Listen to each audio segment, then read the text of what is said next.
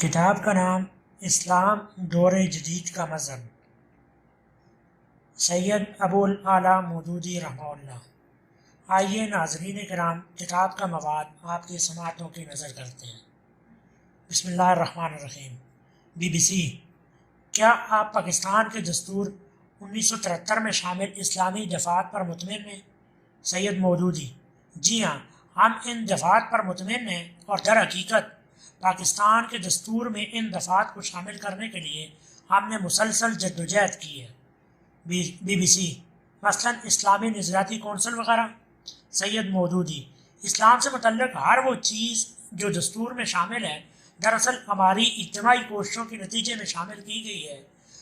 جہاں تک ان دفعات کے شامل آئین ہونے کا تعلق ہے، اس پر تو ہم مطمئن ہیں، لیکن اس بات پر مطمئن نہیں ہیں کہ ان پر عمل درآمد کس طریقے سے ہو رہا ہے۔ حقیقت یہ ہے کہ ان دفعات کو سرد خانے میں ڈال دیا گیا ہے، اور نہ صرف یہ کہ ان پر عمل نہیں کیا جا رہا ہے، بلکہ جتنے کام بھی کیے جا رہے ہیں وہ ان کے برعکس کیے جا رہے ہیں۔ BBC، پاکستان کا موجودہ قانونی ڈھانچہ اینگلو سیکشن قانون کی بنیاد پر قائم ہے۔ کیا آپ اسلام کے شرعی قوانین کو نافذ کرنے کے لیے پاکستان کے موجودہ قانونی نظام میں بنیادی تغیرات لائیں گے؟ سید مودودی: ہم صرف اتنا ہی نہیں چاہتے کہ محض قانونی نظام لیگل سسٹم کو تبدیل کیا جائے، بلکہ ہمارے پیش نظر پورے معاشرے کو اسلامی بنیادوں پر استوار کرنا اور پورے نظام حکومت کو تبدیل کرنا ہے۔ اس مقصد کے لیے صرف قانونی نظام کو تبدیل کرنا کافی نہیں ہو سکتا۔ قانونی نظام کے ساتھ ساتھ ایک بڑا تعلق ملک کے تعلیمی نظام کا ہے۔ اگر نظام تعلیم افراد قوم کو مسلمان بنانے والا نہ ہو تو محض قانونی نظام کے نفاذ سے اسلامی معاشرے کی تشکیل کا مقصد پورا نہیں ہو سکتا۔ ایسا ہی معاملہ ملک کے معاشی نظام کا ہے۔ اگر اسے صحیح اسلامی خطوط پر استوار نہ کیا جائے تو اس صورت میں محض قانونی نظام کی اصلاح مفید اور مؤثر ثابت نہیں ہو سکتی۔ اس بنا پر ہم یہ چاہتے ہیں کہ ہماری پوری معاشرتی زندگی اسلام کے مطابق ہو، ہماری حکومت کی نمایاں پالیسیاں اسلام کے مطابق ہوں، اور اس حکومت کے سارے معاملات صحیح اسلامی خطوط پر انجام پائیں۔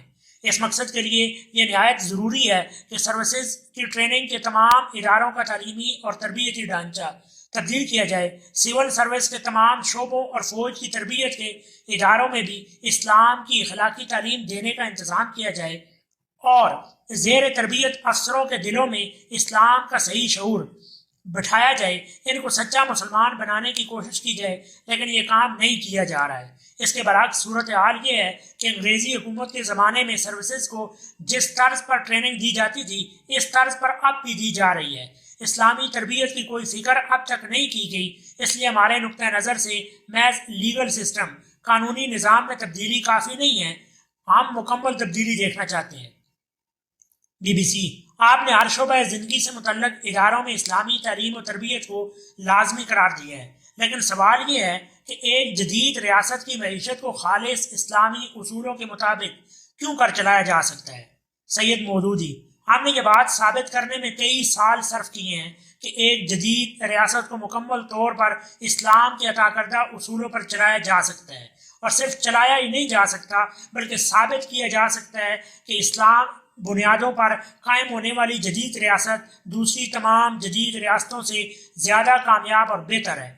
چنانچہ ہماری کوشش صرف یہی نہیں ہے کہ ہم پاکستان میں اسلام کو نافذ کر کے یہ بتائیں کہ اسلام کی بنیادوں پر ایک جدید ریاست چل سکتی ہے، بلکہ ہم یہ بھی چاہتے ہیں کہ اس جدید ریاست کو دیکھ کر دنیا کی دوسری جدید ریاستیں اس بات کی قائل ہو جائیں کہ یہ ریاست ان سے کہیں بہتر اور فائق ہے۔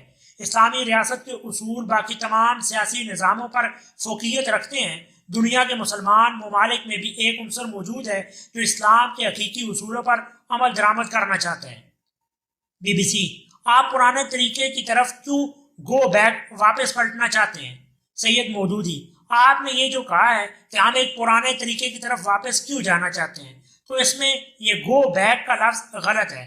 دراصل یہ ہے کہ انسان کے لیے خدا کی طرف سے جو ہدایت آئی ہے وہ سب سے قدیم بھی ہے اور سب سے جدید بھی۔ خدائی ہدایت کسی وقت اور مقام کی پابند نہیں ہے، بلکہ یہ ایک ازلی اور ابدی چیز ہے۔ اس وجہ سے گو بیک کا لفظ استعمال کرنا بے معنی ہے۔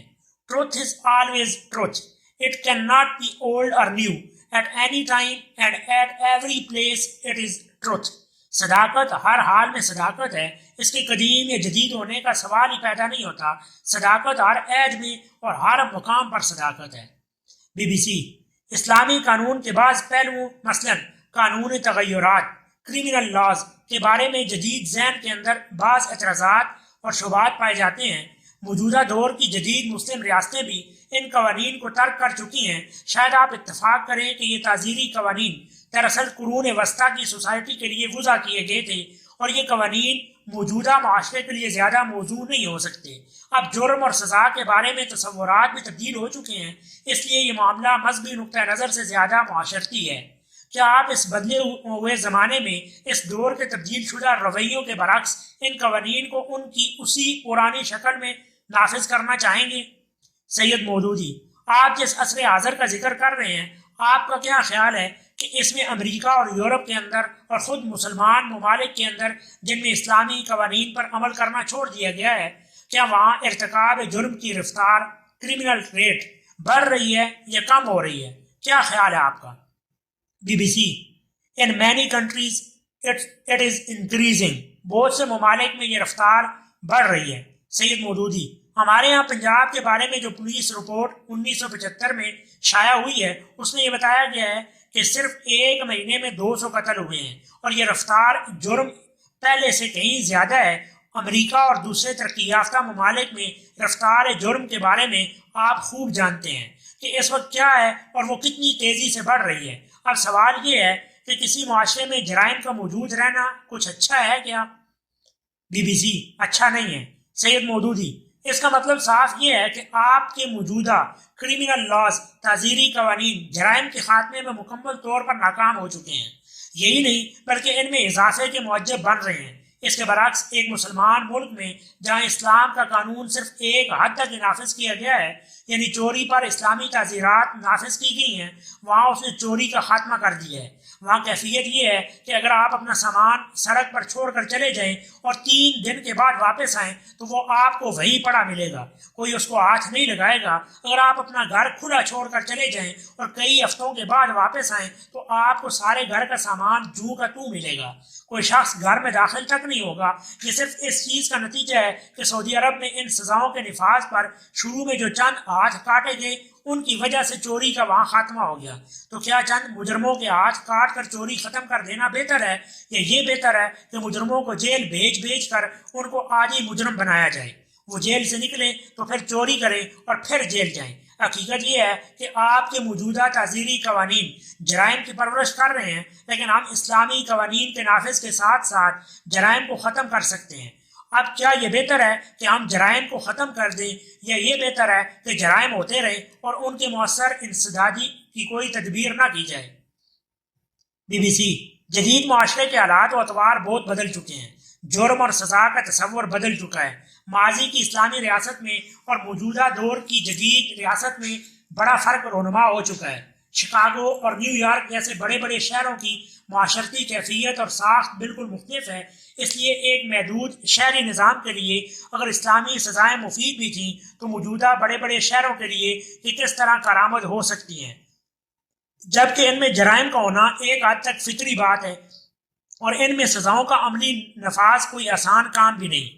سید مودودی آپ کا خیال یہ ہے کہ شکاگو اور نیو یارک جیسے بڑے بڑے شہروں کی سوشل لائف، معاشرتی زندگی ایسی ہے کہ ان کے اندر جرائم کا ہونا ایک فطری چیز ہے، اس لیے اس حالت کے خاتمے کے لیے ہاتھ کاٹنے جیسی سزاؤں کا نفاذ ایک غیر ترقی پسندانہ بات ہے، اور آپ کے خیال میں یہ عملاً ممکن بھی نہیں۔ لیکن میرا خیال یہ ہے کہ ایسا ہو سکتا ہے، اور اگر صرف چوری پر ہاتھ کاٹنے کا قانون جاری کر دیا جائے تو نیو یارک اور شکاگو جیسے شہروں بلکہ پورے امریکہ میں چوری کا ارتکاب کم ہو سکتا ہے۔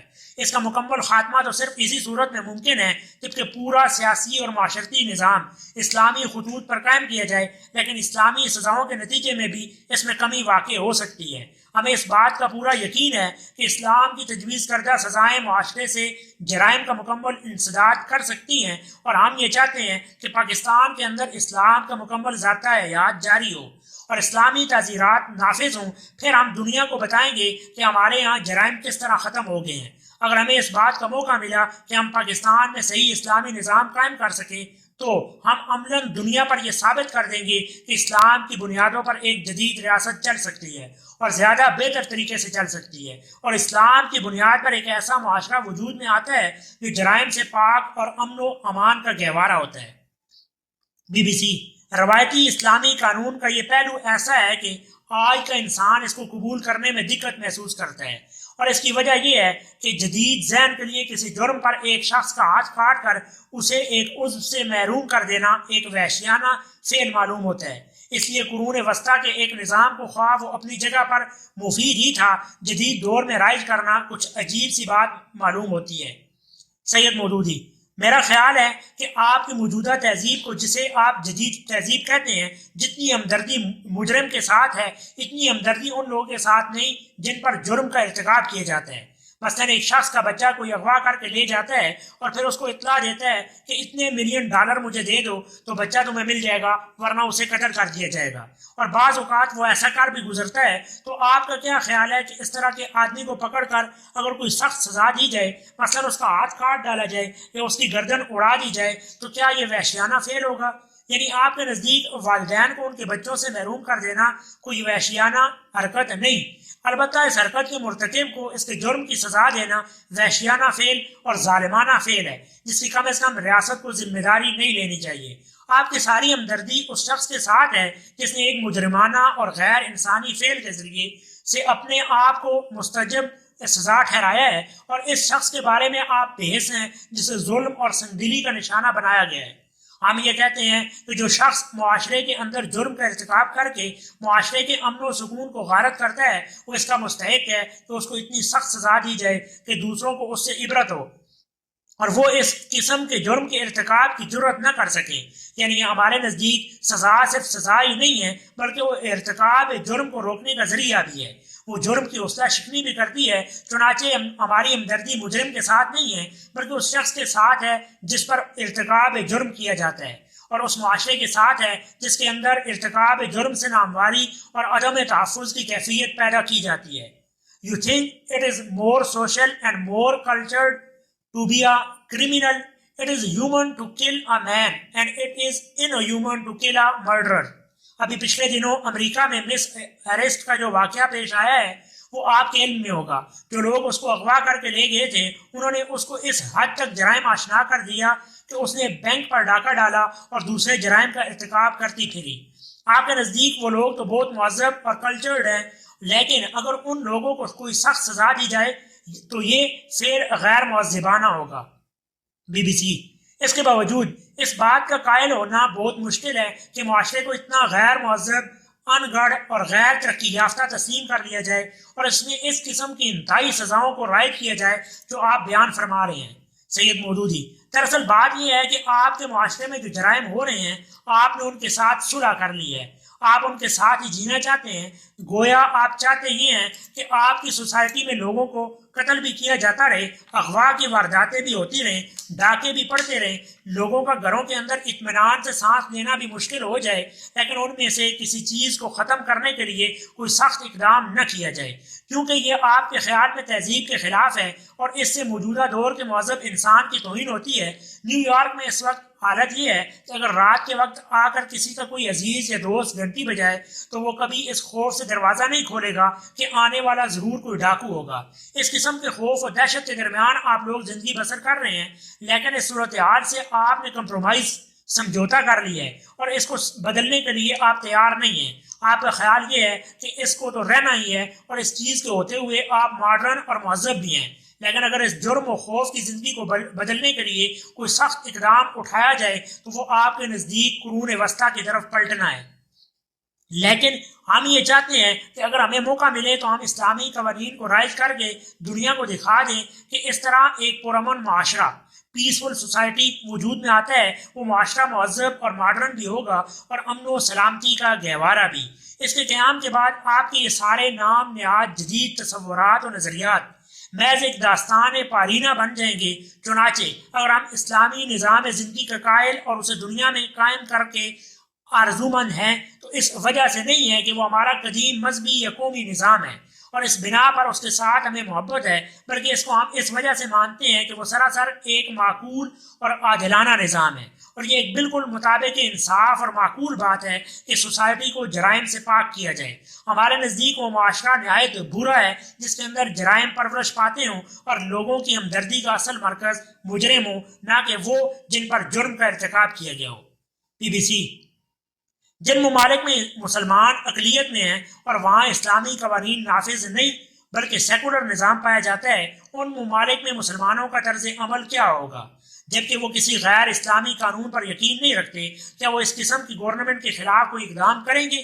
سید مودودی: نہیں، اگر ہم کسی غیر مسلم ریاست میں ہوں گے تو ہم اس ریاست میں یہ کوشش کریں گے کہ پرامن جمہوری ذرائع سے لوگوں کے خیالات کو تبدیل کریں اور دلائل کے ساتھ ان کو اسلامی نظام زندگی کی معقولیت اور برتری کا قائل کریں۔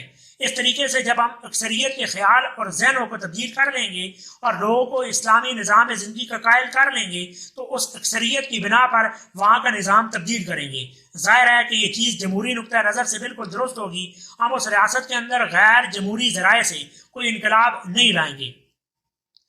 BBC: کیا آپ کے خیال میں جمہوریت کی اسلامک سوشل فلسفی کے اندر گنجائش پائی جاتی ہے؟ Yes, but not in the Western meaning. In Western political philosophy, sovereignty rests with people, but in Islam it rests with God. جی ہاں، لیکن اہل مغرب کے نظریے کے مطابق نہیں۔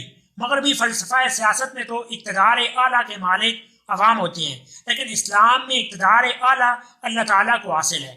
اس بنیادی فرق کے باوجود ہمارا نظام حکومت ایسا ہوگا کہ اس میں ریاست کی سربراہ کا انتخاب لوگوں کی کثرت رائے کے ذریعے سے ہوگا، لوگوں کے نمائندے ان کی رائے سے منتخب ہوں گے اور پارلیمنٹ ان منتخب نمائندوں پر مشتمل ہوگی۔ کوئی حکومت عوام الناس کا اعتماد کھو دینے کے بعد قائم نہیں رہ سکے گی۔ اس حد تک جمہوریت ہمارے ہاں موجود ہے۔ گویا اللہ تعالیٰ کے اقتدار اعلیٰ کو تسلیم کرتے ہوئے حکومت کی مشینری جمہوری طریقے پر اللہ تعالیٰ کے احکام و قوانین نافذ کرے گی، عوام خود مقتدر اعلیٰ نہیں ہوں گے۔ BBC: کیا اس وقت ان معنوں میں کوئی صحیح اسلامی جمہوری ریاست پائی جاتی ہے یا ماضی قریب میں ایسی کوئی ریاست موجود تھی؟ سید مودودی: اگر فرض کیجئے کہ کسی مسلمان ملک میں اس قسم کا اسلامی جمہوری نظام موجود نہیں ہے تو اس کا یہ مطلب نہیں ہے کہ اسلام کا دیا ہوا جمہوری تصور ریاست اور قانون حکمرانی ناقص ہے، بلکہ یہ صورتحال ان لوگوں کی غلطی کا نتیجہ ہے جو مسلمان بھی کہلاتے ہیں لیکن اسلام کے جمہوری نظام کو رائج نہیں کرتے۔ چنانچہ ہماری کوشش یہ ہے کہ مسلمان جہاں کہیں بھی ہیں وہ محض پروفیشن مسلمز نام کے مسلمان نہ رہیں بلکہ پریکٹسنگ مسلم عملی مسلمان بنے۔ BBC: آپ موجودہ دور میں حکومت کا نظام کن خطوط پر استوار کریں گے؟ سید مودودی: اگر آپ جماعت اسلامی کے مینیفیسٹو منشور کا مطالعہ کریں تو آپ کو پوری طرح معلوم ہو جائے گا کہ ہم اسلامی اصول حکمرانی پر مبنی ایک جمہوری حکومت کس طرح قائم کریں گے اور اس کے نمایاں خد و خال کیا ہوں گے۔ BBC: ایک اور اہم مسئلہ ہے سوسائٹی میں عورت کے مقام اور حیثیت کا۔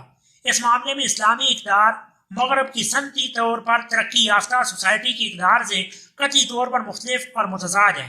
آپ کی رائے کیا ہے اس معاملے میں کہ کیا جدید زمانے کے بدلے ہوئے حالات اور جدید تہذیبی قدروں کی روشنی میں معاشرے کے اندر عورت کے بارے میں اسلام کے نقطہ نظر میں کوئی ترقی پسندانہ تبدیلی ممکن ہے؟ سید مودودی: دیکھیے، آپ کے خیال میں آپ کی جو جدید تہذیب اور ماڈرن کلچر ہے، آپ سمجھتے ہیں کہ تہذیب اور ثقافت کا یہی ایک اسٹینڈرڈ ہے، اس معیار پر آپ دوسری ہر تہذیب اور ثقافت کو پرکھتے ہیں، لیکن ہم اس کو نہیں مانتے۔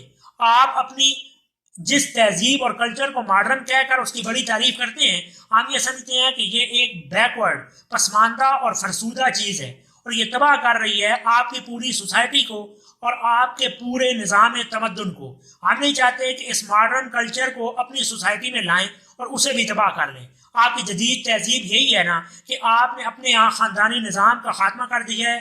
آپ نے عورت کا جو مقام و مرتبہ سوسائٹی کے اندر متعین کیا، اس کا نتیجہ یہی نکلا کہ آپ نے عورتوں کے اخلاق بھی برباد کیے اور مردوں کے بھی۔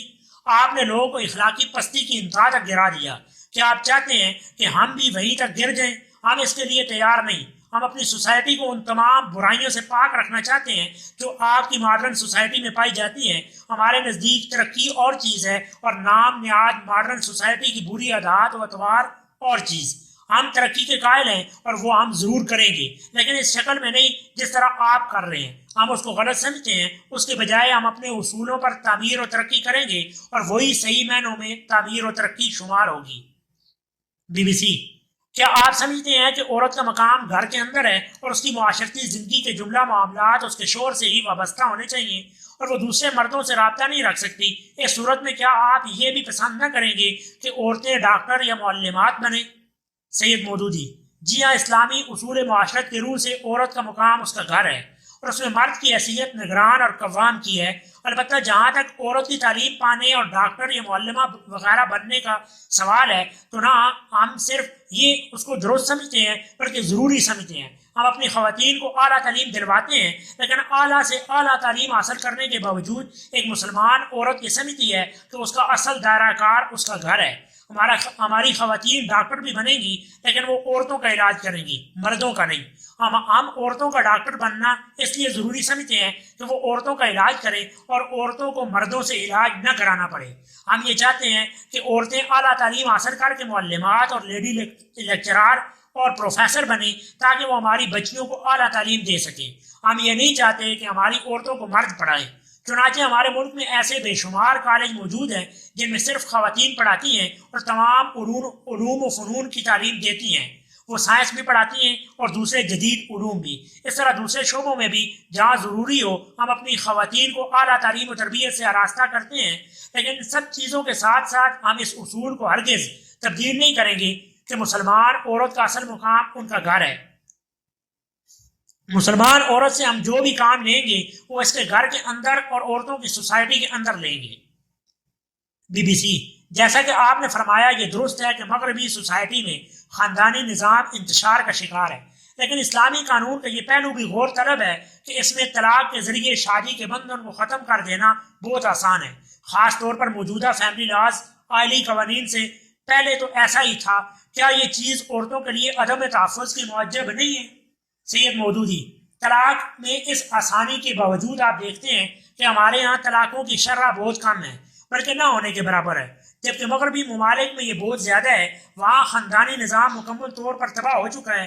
میں نے مغربی معاشرے اور مغربی تہذیب کی صورتحال کا اپنی آنکھوں سے مشاہدہ کیا ہے۔ ہمارے یہاں تو کبھی اتفاق سے یہ سننے میں آتا ہے کہ کسی شخص نے اپنی بیوی کو طلاق دے دی اور اس پر ہم حیران ہوتے ہیں کہ ایسا کیوں ہوا۔ اس طرح طلاق ہمارے یہاں آسان ہونے کے باوجود عملاً ایک ریئر کامیاب چیز ہے، لیکن آپ کے ہاں جو حالات ہیں وہ آپ خود جانتے ہیں کہ وہاں طلاقوں کی کس قدر بھرمار ہو رہی ہے۔ BBC: مغربی سوسائٹی میں طلاقوں کی یہ کثرت عورتوں کے لیے کوئی زیادہ بڑا مسئلہ نہیں ہے، کیونکہ وہ معاشی طور پر آزاد ہیں اور مرد کی محتاج نہیں ہیں، جبکہ اسلامی معاشرے میں عورت کی یہ پوری پوزیشن نہیں ہے۔ سید مودودی: آپ کو معلوم نہیں ہے کہ مسلمان عورت اپنے باپ سے ورثہ پاتی ہے، اپنے شوہر سے اور اپنے بیٹے سے بھی اس کو حصہ پہنچتا ہے۔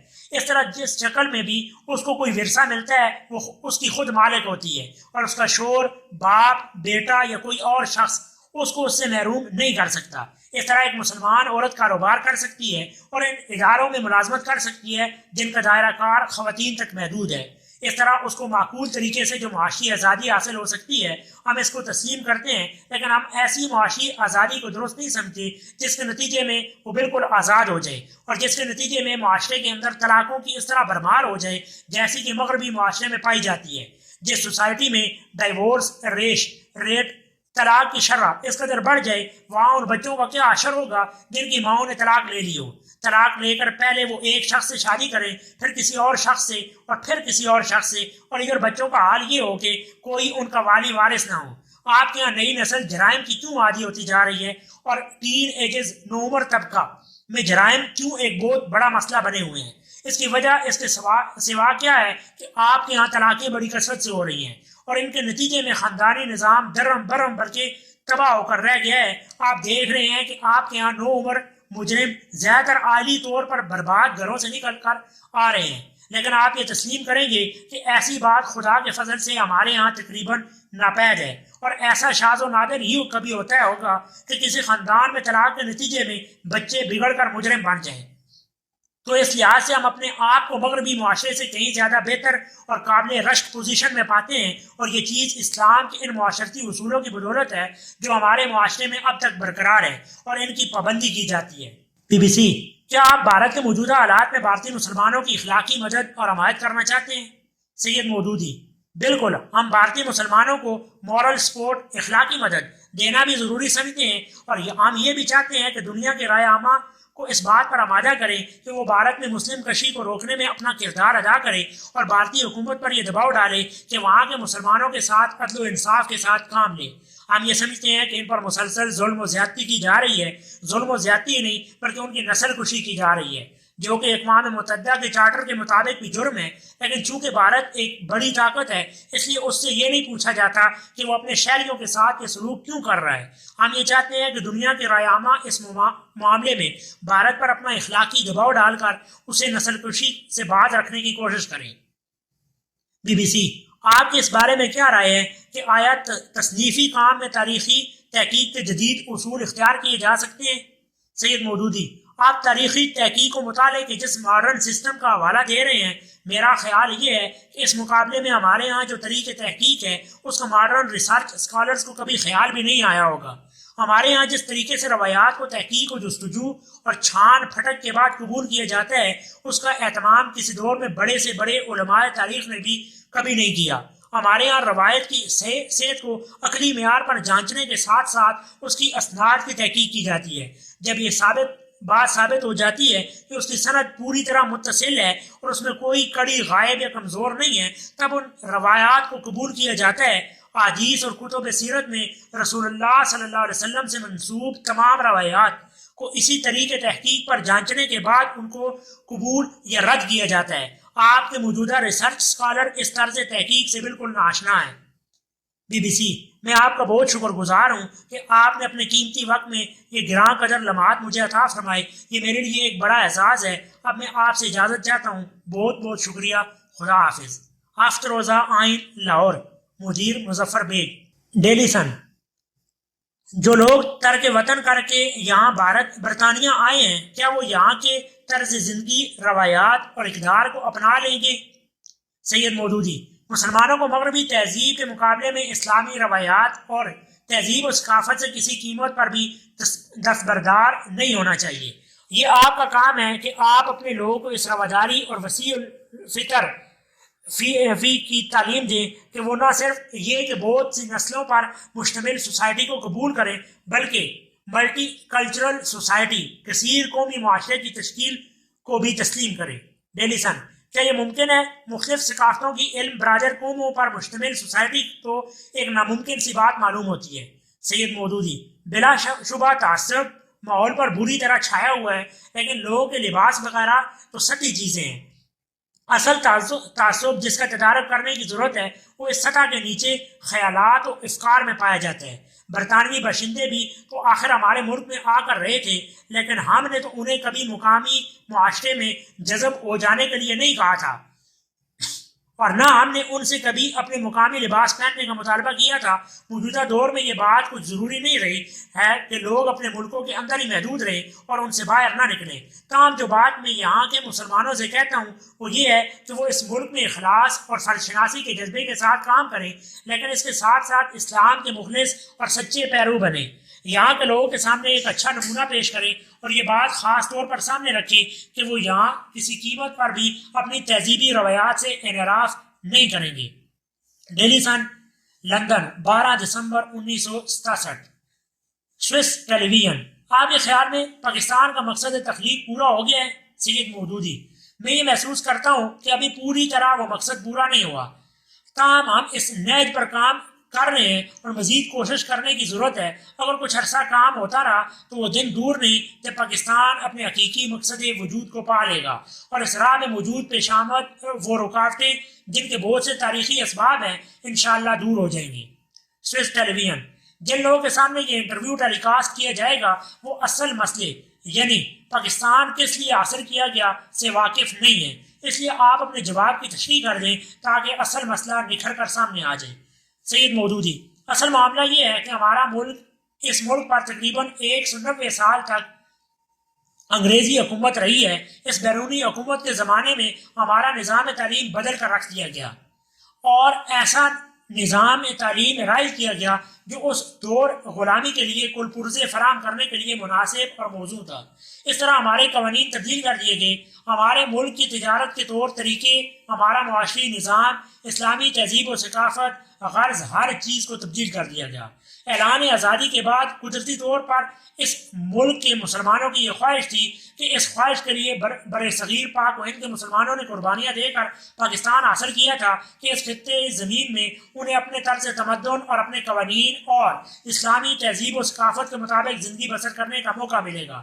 لیکن 190 سالہ انگریزی دور غلامی اور مروجہ نظام تعلیم کی وجہ سے ملک میں وہ لوگ موجود نہیں تھے اور نہ تیار کیے گئے تھے جو اسلامی قوانین کو اچھی طرح سمجھتے ہوں اور ان پر نظام مملکت کو چلا سکیں۔ محدود سے چند لوگ جو یہ صلاحیت رکھتے تھے، انہیں اس نظام کو عملاً چلانے کا نہ موقع ملا، نہ کوئی اختیار ان کے پاس تھا، اور جن لوگوں کے پاس اختیارات تھے وہ زیادہ تر ایسے تھے کہ اسلام کو ایک نظام زندگی کی حیثیت سے سمجھتے ہی نہ تھے کہ اس کے مطابق معاملات چلا سکیں۔ ان میں سے کچھ اسلام کے مطابق اپنے معاملات چلانے کا ارادہ ہی نہ رکھتے تھے۔ ہم اس اصل سبب کو سمجھتے ہیں اور اس وجہ سے بڑے صبر کے ساتھ مدت سے ان اسباب کو دور کرنے کی فکر کر رہے ہیں جو اس راہ میں اصل رکاوٹ بنے ہوئے ہیں۔ ہمارا خیال ہے کہ اگر اسی طرح صبر اور حکمت کے ساتھ مسلسل کام کیا جائے تو انشاءاللہ ایک وقت آئے گا کہ پاکستان صحیح معنوں میں ایک اسلامی اسٹیٹ بن جائے گا اور ایک صحیح اسلامی معاشرہ وجود میں آ جائے گا۔ سوئس ٹیلی ویژن۔ میں محسوس کرتا ہوں کہ اس ملک میں مغربی تہذیب کے اثرات زیادہ تیزی کے ساتھ پھیل رہے ہیں اور نوجوان زیادہ تر ان اثرات کو قبول کر رہے ہیں۔ اس کی کیا وجہ ہے اور کیا اس کا علاج ہو سکے گا؟ سید مودودی۔ مغربی تہذیب اور دوسرے بیرونی نظریات ہماری اصل قومی روایات کے متضاد ہیں۔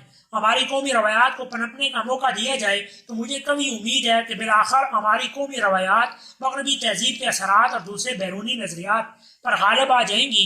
ہماری قومی روایات ملک کی صنعتی ترقی کی راہ میں رکاوٹ نہیں بنتی، نہ ہمارا دین مغربی ٹیکنالوجی یا سائنسی ترقی کی راہ میں حائل ہے، بلکہ ہمارا دین صرف اسلامی اخلاق اور سماجی اصولوں کے مطابق زندگی بسر کرنے کی ہدایت کرتا ہے۔ اس لیے صحیح نہج پر کام کیا جائے تو ہماری اپنی مثبت روایات مغربی تہذیب کے تباہ کن اثرات پر چھا جائیں گی۔ بیرونی نظریات کو پھر اس ملک میں پنپنے کا موقع نہیں مل سکے گا۔ Swiss television. Emancipation of women, عورتوں کی خود اختیاریت کے بارے میں آپ کی کیا رائے ہے؟ سید مودودی۔ ہمارے نزدیک اس نعرے نے یورپی ممالک کو تباہی کے کنارے پر پہنچا دیا ہے اور ہم ان تباہی کے گڑھے میں گرتے ہوئے دیکھ کر ان کی اندھی تقلید کرتے ہوئے اس گڑھے میں گرنے کے لیے تیار نہیں ہیں۔ سوئس ٹیلی ویژن۔ مطلب یہ کہ آپ مرد و زن کے آزادانہ اختلاط مکسنگ کے مخالف ہیں؟ سید مودودی۔ میں نے تو اس موضوع پر ایک مستقل کتاب لکھی ہے جس میں اس مسئلے کے تمام پہلوؤں پر بحث کی گئی ہے اور مغربی تہذیب و تمدن پر بھی تنقید کی گئی ہے۔ سوئس ٹی وی نے 1967 کے اوائل میں یہ انٹرویو ریکارڈ کیا جس کا ترجمہ ایشیا 21 جولائی 1968 میں شائع ہوا۔ اٹلی ٹیلی ویژن۔ بر صغیر میں اسلام کی آمد پر یہاں کے باشندوں کو بھلا کس چیز نے اپیل کیا تھا؟ سید مودودی۔ بر صغیر میں اسلام پہلی صدی میں آ گیا تھا۔ پہلی صدی سے میری مراد پہلی صدی ہجری ہے۔ اس زمانے میں اسلام کو دو مذہبوں سے سابقہ پیش آیا، ایک بدھ مت، دوسرے ہندو مذہب۔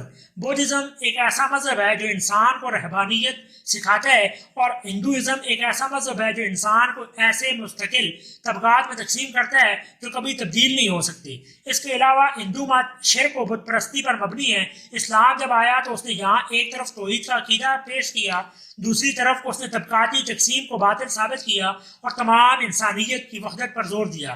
تیسری طرف اس نے انسان کو یہ بتایا کہ اس کی ترقی کا فطری راستہ ترک دنیا اور رہبانیت نہیں ہے بلکہ اجتماعی زندگی میں رہتے ہوئے خدا اور اس کے بندوں اور خود اپنے نفس کے حقوق ادا کرنا ہے۔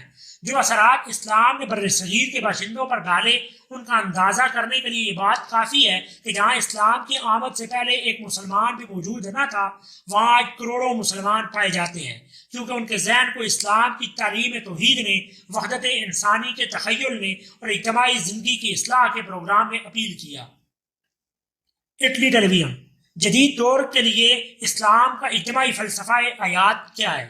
سید مودودی۔ اسلام کا اجتماعی فلسفہ حیات ہر زمانے کے لیے ہے، وہ موجودہ دور کے لیے بھی اسی طرح صحیح اور درست ہے جس طرح قدیم دور کے لیے تھا، اور آئندہ آنے والے ہزاروں سال کے لیے رہے گا۔ اس کا فلسفہ حیات اس تصور پر مبنی ہے کہ انسان کے لیے صحیح رویہ زندگی، اللہ وحدہ لا شریک کی بندگی و اطاعت، اور اس قانون کی بندگی و اطاعت اور اس قانون کی پیروی ہے جو اللہ تعالیٰ نے اپنے پیغمبر کے ذریعے سے بھیجا۔ چونکہ یہ ساری کائنات اللہ کی سلطنت ہے اور انسان فطری طور پر اس کا بندہ ہے، اس لیے ہر زمانے میں اس انسان کے لیے صحیح رویہ اس کے سوا اور کچھ نہیں ہو سکتا کہ وہ خدا کی بندگی اور اطاعت کرے، اس قانون کی پیروی کرے جو اس کائنات کے بنانے والے نے اپنے پیغمبر کے ذریعے بھیجا ہے۔ یہی طرز زندگی ہر زمانے کے لیے ٹھیک اور درست ہے۔ جب کبھی انسان نے اسے انحراف کیا، اس کو ایسے پیچیدہ مسائل سے سابقہ پیش آیا جن کو وہ اپنی عقل سے کبھی صحیح طور پر حل نہ کر سکا۔ موجودہ دور میں جو تمدن اور تہذیب کا نظام پایا جاتا ہے وہ چونکہ خدا کی اطاعت سے منحرف اور اس کے قانون سے بے نیاز ہے، اس لیے اس نے اپنے اندر بے شمار ایسے مسائل پیدا کر دیے ہیں جن کے حل کرنے پر انسان قادر نہیں ہو رہا ہے۔ مثلا آج خاندانی زندگی کا نظام موجودہ تہذیب ہی کی وجہ سے درم برم ہو رہا ہے۔ مثلا اسی تہذیب و تمدن کی بدولت رنگ اور نسل کے امتیازات اس حد تک بڑھ گئے ہیں کہ دنیا میں کبھی انسانیت پر اتنا ظلم و ستم نہیں ہوا جتنا اس رنگ و نسل کے امتیاز کی بدولت آج ہو رہا ہے۔ مثلا اس تہذیب نے نیشنلزم کا طوفان برپا کر دیا جس کی بدولت دنیا میں 2 عظیم جنگیں ہو چکی ہیں اور مزید ہوتی نظر آ رہی ہیں۔ یہ سب کچھ اسی وجہ سے تو ہے کہ انسان نے علوم طبیعی کی طرح اپنی اجتماعی زندگی کے لیے بھی اپنی عقل ہی کو کافی سمجھ لیا اور اپنی زندگی کا نظام اپنی عقل سے تصنیف کرنے کی کوشش کی ہے۔ اگر اس فطری نظام کو اختیار کیا جائے جو انسان کے لیے خدا نے اپنے پیغمبروں کے ذریعے سے بھیجا ہے تو یہ مسائل کبھی پیدا نہ ہو، اور اگر کبھی پیدا ہو بھی جائیں تو ان کو آسانی سے حل کیا جا سکتا ہے۔ اٹلی ٹیلی ویژن، نسل اور رنگ کا مسئلہ اسلام کس طرح حل کرتا ہے؟ سید مودودی، نسل اور رنگ کے مسئلے کے پیدا ہونے کا اصل سبب یہ ہے کہ آدمی محض اپنی جہالت اور تنگ نظری کی بنا پر یہ سمجھتا ہے کہ جو شخص کسی خاص نسل یا ملک یا قوم میں پیدا ہو گیا ہے وہ کسی ایسے شخص کے مقابلے میں زیادہ فضیلت رکھتا ہے جو کسی دوسری نسل یا قوم یا کسی دوسرے ملک میں پیدا ہوا ہے۔ حالانکہ انسانوں کی پیدائش ایک قدرتی امر ہے، ان کے اپنے انتخاب کا نتیجہ نہیں ہے۔ اسلام ایسے تمام تعصبات کو جاہلیت قرار دیتا ہے۔ وہ کہتا ہے کہ تمام انسان ایک ماں اور ایک باپ سے پیدا ہوئے ہیں اور انسان کے درمیان فرق کی بنیاد اس کی پیدائش نہیں بلکہ اس کے اخلاق ہے۔ اگر ایک انسان اعلیٰ درجے کے اخلاق رکھتا ہے تو خواہ وہ کالا ہو یا گورا، خواہ وہ افریقہ میں پیدا ہوا ہو یا امریکہ میں یا ایشیا میں، بہرحال وہ قابل قدر انسان ہے۔ اور اگر ایک انسان اخلاق کے اعتبار سے برا آدمی ہے تو خواہ وہ کسی جگہ پیدا ہوا ہو، اس کا رنگ خواہ کچھ ہو، اس کا تعلق خواہ کسی نسل سے ہو، وہ ایک برا انسان ہے۔ اسی بات کو محمد رسول اللہ صلی اللہ علیہ وسلم نے ان الفاظ میں بیان فرمایا ہے کہ کالے کو گورے پر اور گورے کو کالے پر کوئی فضیلت ہے اگر ہے تو وہ صرف تقوی کی بنیاد پر۔ جو شخص خدا کی صحیح سی بندگی کرتا ہے اور خدا کے قانون کی صحیح سی پیروی کرتا ہے، خواہ وہ گورا ہو یا کالا، بہرحال وہ اس شخص سے افضل ہے جو خدا ترسی اور نیکی سے خالی ہو۔ اسلام نے اسی بنیاد پر تمام نسلی اور قومی امتیازات کو مٹایا ہے اور وہ پوری نوع انسانی کو اقرار دیتا ہے اور انسان ہونے کی حیثیت سے سب کو برابر کے حقوق دیتا ہے۔ قرآن وہ پہلی کتاب ہے جس نے انسان کے بنیادی حقوق کو واضح طور پر بیان کیا ہے۔ اسلام وہ پہلا دین ہے جس نے تمام انسانوں کو جو کسی مملکت میں شامل ہوں ایک جیسے بنیادی حقوق عطا کیے ہیں۔ فرق اگر ہے تو یہ ہے کہ اسلامی ریاست چونکہ ایک نظریے اور اصول آئیڈیالوجی پر قائم ہوتی ہے، اس لیے اس نظریے کو جو لوگ مانتے ہوں اسلامی ریاست کو چلانے کا کام انہی کے سپرد کیا جاتا ہے، کیونکہ جو لوگ اسے مانتے اور سمجھتے ہیں وہی اس پر عمل پیرا ہو سکتے ہیں۔ لیکن انسان ہونے کی حیثیت سے اسلام تمام ان لوگوں کو یکساں تمدنی حقوق عطا کرتا ہے جو کسی اسلامی ریاست میں رہتے ہوں۔ اسی بنیاد پر اسلام نے ایک عالمگیر امت ورلڈ کمیونٹی بنائی ہے جس میں ساری دنیا کے انسان برابر کے حقوق کے ساتھ شامل ہو سکتے ہیں۔ آج کے موقع پر ہر شخص جا کر دیکھ سکتا ہے کہ ایشیا، افریقہ، امریکہ، یورپ اور مختلف ملکوں کے لاکھوں مسلمان ایک جگہ جمع ہوتے ہیں اور ان کے درمیان کسی قسم کا امتیاز نہیں پایا جاتا۔ ان کو دیکھنے والا ایک ہی نظر میں یہ محسوس کر لیتا ہے کہ یہ سب ایک امت ہے، ان کے درمیان کوئی معاشرتی امتیاز نہیں ہے۔ اگر اس اصول کو تسلیم کر لیا جائے تو دنیا میں رنگ و نسل کی تفریق کی بنا پر آج جو ظلم و ستم ہو رہا ہے اس کا یک لخت خاتمہ ہو سکتا ہے۔ اٹلی ٹیلی ویژن، شراب اور سود کی حرمت کے کیا وجوہ ہیں؟ سید مودودی، سب سے پہلے آپ شراب کے مسئلے پر غور کریں۔ عملی بنیاد پر یہ بات تسلیم کی جاتی ہے کہ الکوہل انسان کے جسم کے لیے بھی نقصان دہ ہے اور عقل کے لیے بھی۔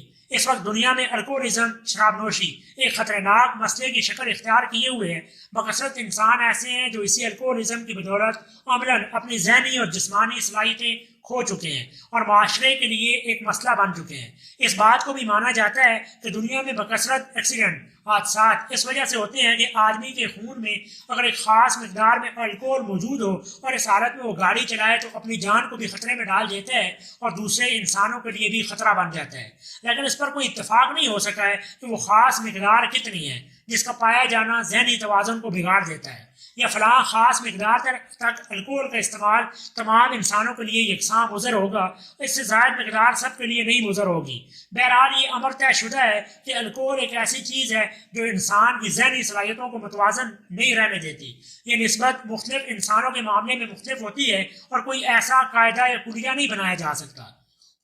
اس لیے اسلام نے الکوہل کو قطعی طور پر ممنوع قرار دیا ہے اور یہ اصول قرار دیا ہے کہ جو چیز حرام ہے اس کی کم سے کم مقدار بھی حرام ہے، کیونکہ اس کی کم مقدار کو حلال قرار دینے کے بعد کوئی خط ایسا نہیں کھینچا جا سکتا جہاں جواز کی حد ختم ہو سکے اور عدم جواز کی حد شروع ہو جائے۔ لہذا قابل عمل صورت یہی ہے کہ اس کو قطعی طور پر ممنوع قرار دیا جائے۔ اسلام کے سوا کوئی دوسرا مذہب یا نظام تہذیب ایسا نہیں ہے جس نے انسان کو الکوہلزم سے بچانے میں وہ کامیابی حاصل کی ہو جو اسلام نے حاصل کی ہے۔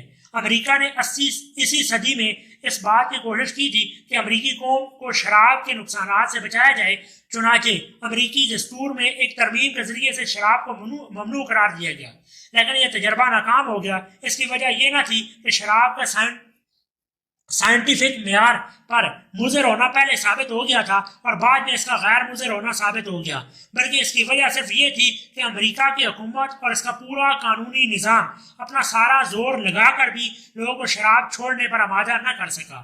یہ دراصل امریکی تہذیب کے نظام کی کمزوری تھی۔ اس کے برعکس اسلام کا تہذیبی نظام اتنا طاقتور تھا کہ ایک حکم مسلمانوں کو شراب سے روک دینے کے لیے کافی ہو گیا، اور اس حکم میں آج تک اتنی طاقت ہے کہ دنیا کی کوئی قوم اب بھی شراب سے اجتناب کے معاملے میں مسلمانوں کی برابری نہیں کر سکتی۔ جہاں تک سود کا تعلق ہے وہ تمام آسمانی شریعتوں میں ہمیشہ سے حرام رہا ہے۔ آج بھی بائبل میں اس کی حرمت کا حکم موجود ہے، اور عیسیٰ علیہ السلام نے کبھی یہ نہیں کہا کہ میں آج سے سود کو حلال قرار دیتا ہوں۔ اس کے معنی یہ ہے کہ عیسائیت نے بھی اس کو حکم کو برقرار رکھا جو پہلے سے بائبل میں سود کی حرمت کے لیے موجود تھا۔ اگر سود کسی وقت بھی حلال کیا گیا ہوتا تو اس کا ثبوت موجود ہوتا اور فلاں پیغمبر نے یا خدا کی فلاں کتاب نے اس کو حلال قرار دیا ہے، لیکن میرے علم میں نہیں ہے کہ کبھی خدا کی کسی کتاب میں اس کے حلال ہونے کا حکم آیا ہو۔ اب رہا یہ سوال کہ سود حرام کیوں ہے، اس کے بارے میں یہ اصولی بات سمجھ لینی چاہیے کہ انسان ان چیزوں کی برائی کو تو جان سکتا ہے جو جسمانی حیثیت سے اس کے لیے نقصان دہ ہوں، لیکن وہ آج تک یہ کبھی جاننے پر قادر نہیں ہوا ہے کہ کون سی غذائیں اس کے اخلاق پر برا اثر ڈالتی ہیں اور روحانی حیثیت سے اس کے لیے نقصان دہ ہیں۔ غذاؤں کے اخلاقی اثرات ماننے اور ٹھیک ان کو متعین کرنے کے ذرائع انسان کو حاصل نہیں ہیں، اس لیے یہ کام خدا نے اپنے ذمہ لیا ہے۔ جو چیزیں انسان کے اخلاق اور اس کی روح کے لیے نقصان دہ ہیں ان کی نشاندہی وہ خود کر دے اور انہیں حرام کر دے۔ اب اگر کوئی شخص خدا پر اعتماد کرتا ہو تو اسے وہ چیزیں چھوڑ دینی چاہیے جس سے اس نے منع کی ہے، اور جو خدا پر اعتماد نہ رکھتا ہو وہ جو کچھ چاہے کھاتا رہے۔ اٹلی ٹیلی ویژن کے ریکارڈ کردہ انٹرویو کا ترجمہ آفتر روزہ ایشیا 7 اپریل 1969 میں شائع ہوا۔